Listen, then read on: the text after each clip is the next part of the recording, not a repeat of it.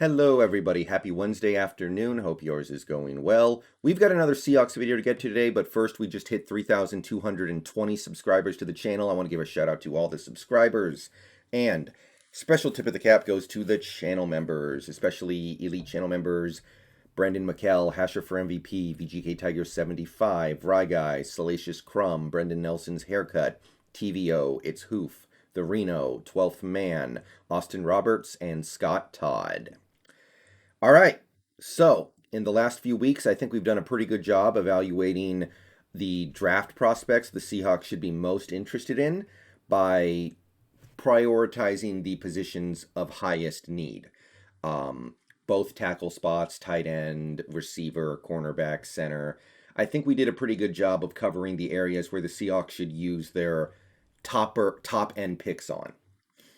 However, just because those are the positions of obvious need doesn't mean they are the only positions of need. So to take us home, we're going to take a look at some positions where the Seahawks have some need, a little bit of need. Maybe the 2021 talent could use a little bit of boost.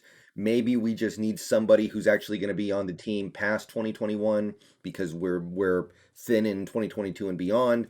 Whatever it may be, these are some positions where you can make an argument the Seahawks could use some draft capital on, or maybe even UDFA resources. So we're going to start with running back, one of the positions where I feel like the Seahawks are pretty good for the purposes of 2021, but I think it's at least arguable that they could use a boost.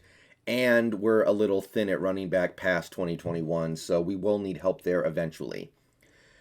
So we're going to start with running back also because I feel like you can at least make an argument that we need more talent at running back to the point where you could use a top 100 pick on one.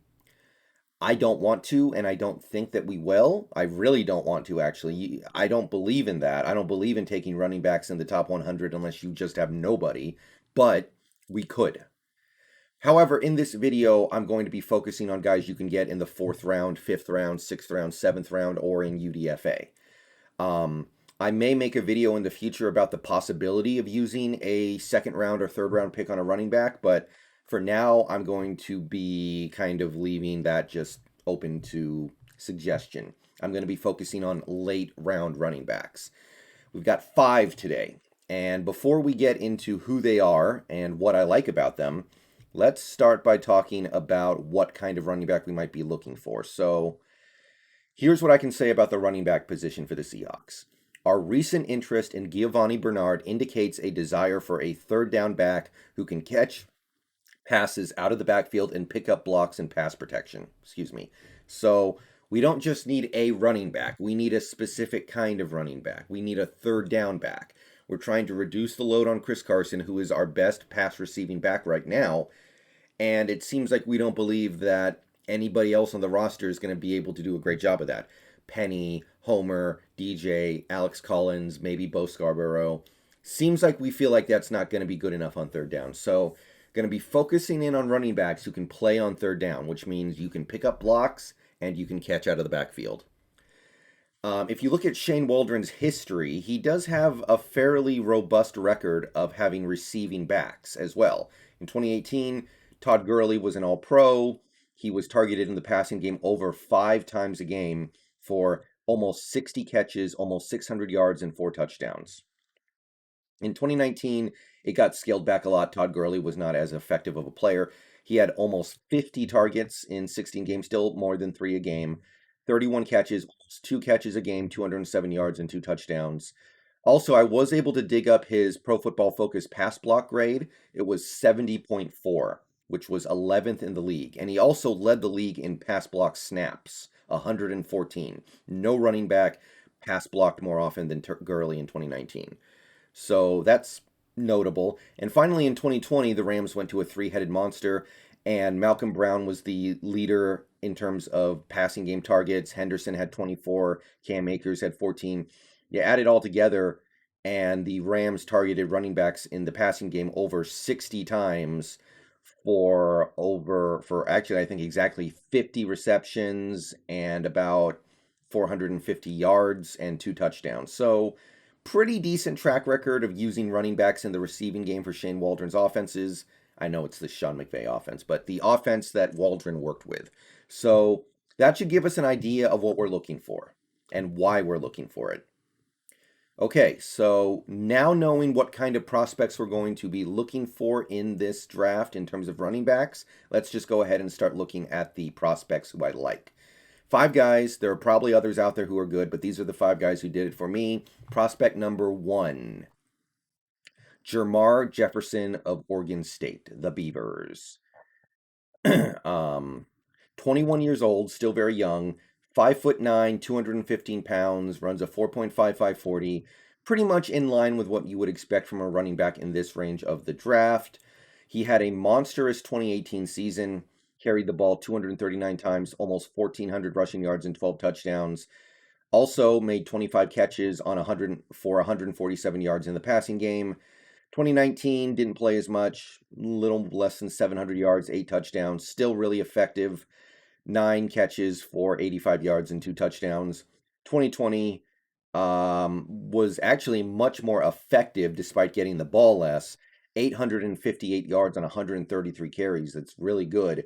7 touchdowns and 9 more catches for 67 yards.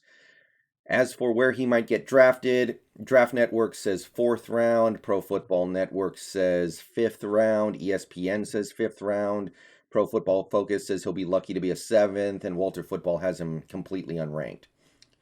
Now, the thing with Jamal Jefferson is that he's a really good overall athlete. He's got great agility and body control. He's really good at making cuts to make people miss. He's very elusive in the open field. He's creative in the open field after catching checkdowns. I know these receiving stats don't look that impressive, but in terms of his ability to catch passes and make plays after the catch, I was actually pretty impressed with what I saw. There are running backs in college football who will put up bigger receiving stats than this, but I don't think they are the same threats in the passing game that Jamal Jefferson could be. He also knows how to chip block and then get into a route. That is part of his skill set, which is obviously very important for what we're looking for. He's got good vision and good footwork. I saw him make a lot of nice cuts into the hole. I saw him make a lot of guys miss. If you watch his college highlights, he's very good at all that stuff. He's tough. He can run people over. He can break tackles, and that's on top of his obvious third down skills. So this guy's a good all-around running back talent. I don't really have too much bad to say about him, given the fact that you're getting him in probably the 4th or 5th round, I would guess. Probably the 5th, if I had to make a guess right now.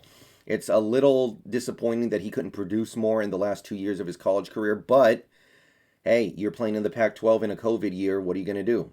This is still really good for a guy playing in the Pac-12 in a COVID year. They used him a lot given how few games they played. So, yeah, Oregon State, you liked him a lot. They used him a lot, and he was very effective. So I see this guy being somebody who could play on early downs or could play on late downs. I think he can do both, and that's going to be valuable because even if you take care of third down running back, Carson's not exactly the healthiest player in the world, and neither is Penny. So, good thing to consider. All right, that's prospect number 1. Let's go to prospect number 2. This is Chris Evans from Michigan. Not that Chris Evans, the currently much less well-known Chris Evans. All right. 23 years old, pretty run-of-the-mill age for a rookie. 5'11", 216 pounds, decent size. Nice 40 time, 4.44. And he had a 4-year career over a 5-year stint at Michigan. This guy never produced as much as he could have based off his talent, unfortunately. This is an example of a guy you take a gamble on because he's clearly very talented and very capable, but you're also understanding that you're getting into somebody who just couldn't quite have that big season for Michigan. 2016, he was very effective. He averaged close to 7 yards a carry on 614 yards total, 6 catches out of the backfield. 2017, 685 yards, less efficient, but more production, 6 touchdowns, 16 catches, 157 yards, 1 touchdown. 2018, didn't play all that much, didn't get the ball that much, had less than 100 touches. Good receiving action, though. 18 receptions, 148 yards, 2020, he barely played, partially because of COVID, partially because of his, I think it was academic issues. So Chris Evans is very talented. I've watched his highlight reel and I was impressed, but never manifested itself into consistent production. So because of that, he is expected to go maybe late fourth on PFF. Draft Network says early fifth. Walter Football says anywhere from the fourth to the sixth. ESPN says fifth. Pro Football Network says fifth or sixth. That's basically what we're talking about here. Same range as Jamal Jefferson. He's a great late round gamble to take if your team can afford to miss, because this guy might not be able to figure it out, but if he does, he's worth way more than a fifth rounder. Tons of physical talent. He knows how to get yards after contact. I saw him bowl a lot of people over. He also knows how to generate big runs through cutting, so he can do both. He can make people miss. He can run people over. He has the skills to be on the field on third downs. I saw him make some plays in the passing game in his highlight reel. Seems like a natural pass catcher. Seems like it's a natural part of his game. At the end of the day, however, he's barely played over the last 2 seasons. He did not play in 2019, and he barely played in 2020, mostly because of some off-field concerns. Again, I think it was academic, but if you're getting Chris Evans, you're aware of the fact that he might not be able to get his head screwed on right. He might just be a bonehead. But I feel like he's better than the fifth-round pick you would have to spend to get him if he can figure it out. So Chris Evans would be my number 2 prospect to take a look at here. Interesting talent, great all around. Could be an early down player, a late down player, third down player, but got to figure it out. Okay, that was prospect number 2. Let's go to prospect number 3. This is Kylin Hill of the Mississippi State Bulldogs. I think it's Bulldogs. Kylin Hill, 22 years old, Mississippi State, 5'10", 214 pounds, decent size. 40 time is okay, 4.5, decent enough. This guy's a pretty nice talent as well. This is another one of those late round running backs who I was into. Freshman year, didn't play a ton, had about 80 touches on offense for 430 yards approximately and 2 touchdowns. 2018 accelerated to about 200 touches, over 900 yards and 8 total touchdowns. A lot of nice work in the passing game too. 22 catches for 176 yards. Broke out in 2019. 242 carries, 1,350 yards, 10 touchdowns, and then 18 catches on top of it. 2020, he basically became the full-time receiving back. He barely ever carried the ball, 15 carries, but he had 23 receptions. So very interesting how over the last 2 years in particular, he's displayed the ability to run the ball and catch the ball with great production. He has over 40 catches over the last 2 years. Pretty good for a running back in a Mississippi State offense. So Walter Football really likes him. They think he'll go from the 3rd to the 4th. Pro Football Network says 5th. Draft Network says 5th. ESPN says 6th. Pro Football Focus. Ooh, okay. I'm sorry. That's a little out of order. Pro Football Focus also kind of likes him in that 4th to 5th round range. So you're probably looking at a 5th round pick. Excuse me. He can contribute both as a runner and a pass catcher. I saw talents in both areas. I saw him make a lot of plays in the passing game coming out of the backfield as a check down. He ran wheel routes, did all kinds of cool stuff in the passing game in Mississippi State on top of his clear ability to run the ball. He's got good contact balance, which allows him to take hits and keep going. I saw him break tackles. He's versatile and best in a zone blocking scheme. So this guy sounds like he might be right up our alley. His only downside that I can really mention for a guy you would expect to get in the 4th or 5th round is he's not super fast, but I think he's good enough in other areas to overcome that. So that would be my prospect number 3. I really liked what I saw from this guy. A lot of the plays he made at Mississippi State were through the passing game, so very intrigued by this guy. Okay, that was prospect number 3. Now we have prospect number 4. This guy might be the most interesting guy in this video, by the way. Demetric Felton of the UCLA Bruins. And this is one of the most unique players in this draft. He might be my favorite in this video. He's 22 years old from the Bruins, like I said. 5'9", small, 190 pounds, very small. He plays faster than his 40 time, but his 40 time clocked in at 4.55. I saw this guy play. He plays faster than 4.55, I swear. I don't understand how he can do what he does if this is his speed. So take it with a grain of salt. Now, he spent most of his career at UCLA as a wide receiver, and then the last couple years started to convert to running back. In 2019, he was a full-on hybrid, played receiver and running back in about equal measure. He had 86 carries for 331 yards and a touchdown, 55 receptions for 600 yards and 4 touchdowns. So a true receiver running back hybrid. This guy might be our CJ Procise, who's actually able to stay on the field. And then in 2020, he became a full-time running back, 132 rushes, 668 yards, 5 touchdowns, but he did not lose his abilities as a pass catcher, had 22 catches for 159 yards and 3 touchdowns.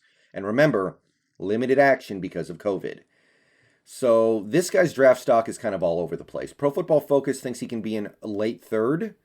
ESPN says fourth. Walter Football says third to the fifth. Pro Football Network says fifth, and the Draft Network says undrafted. So put it all together, I would expect this guy to go in the fourth round. He's just so interesting that I wonder if somebody's going to take an even earlier flyer on him. The right offense could really use this guy.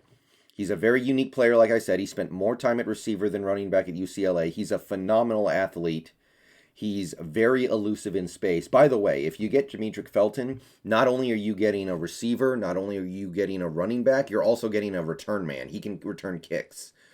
I don't know if you guys remember that game against the Cougars where the Bruins went down like 80 touchdowns and then came back and won. Demetric Felton sparked a lot of that comeback. So if you want an example of what he can do, go watch the clips from that game. I think he had a kick return touchdown and 2 receiving touchdowns in that game. He's an excellent pass catcher, of course. I mean, look at these numbers. I know it's cheating because he played receiver, but whatever. Great receiver. He's a great blocker out of the backfield, which is crucial. He can run great routes out of the backfield. I saw him run some wheel routes to beat linebackers. I saw him be a check down target a few times. Really good stuff there. He is somewhat small, and we're not sure yet what he's going to play in the NFL. Now, if he came to Seattle, I would expect him to be running back, but that doesn't necessarily mean he's going to actually be able to do it well at the NFL level because he is kind of small. You're looking at a Tarek Cohen type situation, hopefully. All right. Demetric Felton, love him. Very intrigued by him, would love to get him. Keep an eye on this guy and see if he goes higher than expected in the draft. All right. One more prospect to look at. That was prospect 4. Let's go to prospect number 5. Jared Dokes from Cincinnati, the Bearcats. This guy's a little bigger than the other people we've been looking at, but he's still a good receiver. 23 years old, 6'1", 225 pounds, 4.5 40 time. So he's a little bigger and slower, but not too slow. And I feel like this guy can still be a good third down back. Never had a monster year in college football. 2017, he had 500 yards and 14 receptions. He missed 2018. I think he got hurt. That's one of the red flags on him, but it was just basically one injury. 2019 came back, 500 yards on the ground, 8 receptions, and then 2020 had his best year, 144 carries, 673 yards, 7 touchdowns, and 14 catches for 200 yards and a couple touchdowns. Probably not going to get drafted. The only website I found that thinks Jared Dokes will get drafted is the Draft Network. They think he'll be a 6th to 7th, probably a 7th round pick. Everyone else thinks he's going undrafted. So look for this guy in UDFA because I like him. He's big and powerful. He's an excellent pass protector. He knows how to chip block. He knows how to pick up blitzers, knows how to help out. And not only that, he's better than his stats in terms of receiving. When I watched him play, I was impressed. For a bigger power back, he knows how to make catches out of the backfield and go make plays with his legs in open space. Given his size, he's quick and elusive. Injuries marred his college career, and at the end of the day, he only flashed his potential. He's a little like Chris Evans on Michigan. He only flashed potential. He never produced. He never had a season where he had more than 1,000 yards from scrimmage. He never had a season where he was just dominant. He just flashed the ability, which you can see if you watch his highlight reels, but unfortunately, the production wasn't there enough for him to probably get drafted. So watch out for him in UDFA. And that's all we got today. That's all the running backs who caught my eye. Let me know what you guys think. Who do you like? Who do you not like? Who did I miss? I'm going to go ahead and get out of here. These are the 5 running backs who caught my eye. Let me know what the running backs in this draft do for you. Could we use a higher pick on one? Let me know what you think. Peace out, Go Hawks. See you guys later tonight.